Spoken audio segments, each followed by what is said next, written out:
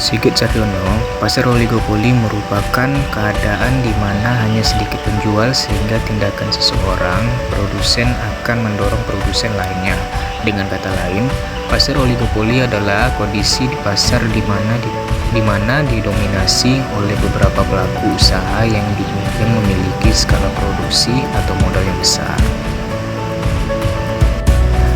Di dalam perdagangan, istilah oligopoli cukup sering didengar. Oligopoli atau yang biasa disebut dengan pasar oligopoli ini merupakan hal yang perlu diketahui oleh para pebisnis yang baru memulai bisnis mereka.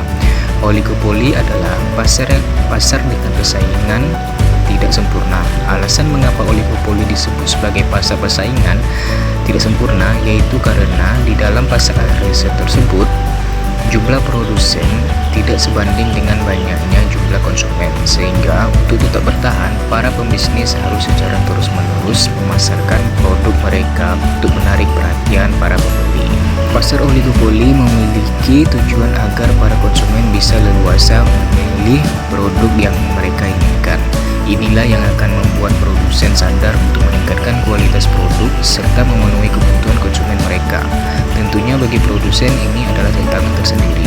Produsen harus terus-menerus riset pasar dan membuat produk baru yang lebih baik dari sebelumnya agar konsumen bisa tetap menggunakan produk tersebut.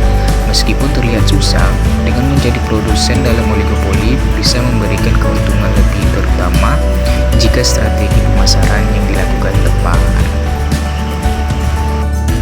Ada beberapa ciri-ciri oligopoli, yaitu memiliki dua produsen atau lebih. Oligopoli yang dijalankan oleh dua konsumen atau lebih, paling tidak kurang dari 10 produsen.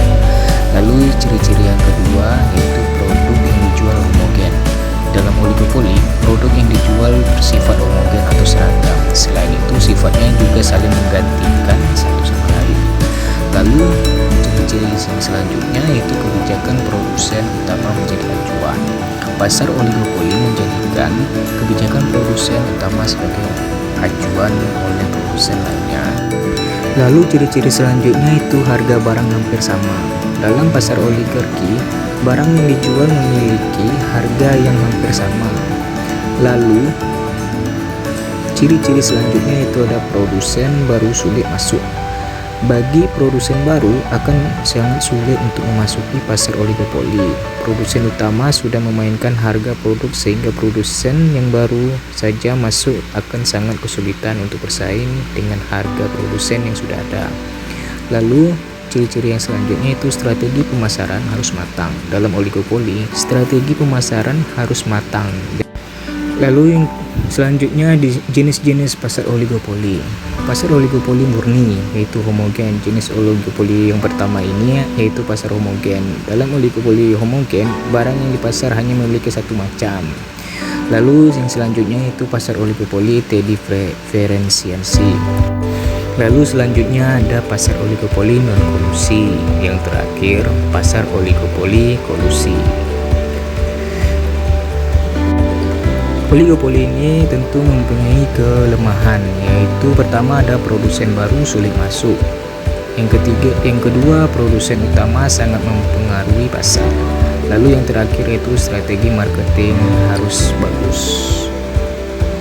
Tentu dengan kelemahan-kelemahan itu ada upaya untuk mengatasi pasar oligopoli, yaitu yang pertama memberikan aturan kemudahan bagi perusahaan baru untuk memasuki ke dalam pasar. Lalu yang kedua, memberlakukan undang-undang anti kerjasama antar produsen, yaitu dengan diberlakukannya undang-undang anti monopoli. Yang ketiga yaitu untuk mengawasi persaingan usaha Indonesia. Lalu yang terakhir kami menampilkan contoh industri yang termasuk oligopoli adalah industri semen di Indonesia, industri mobil di Amerika Serikat, dan sebagainya. Di pasar ini, keputusan harga berada di segelintir pemain.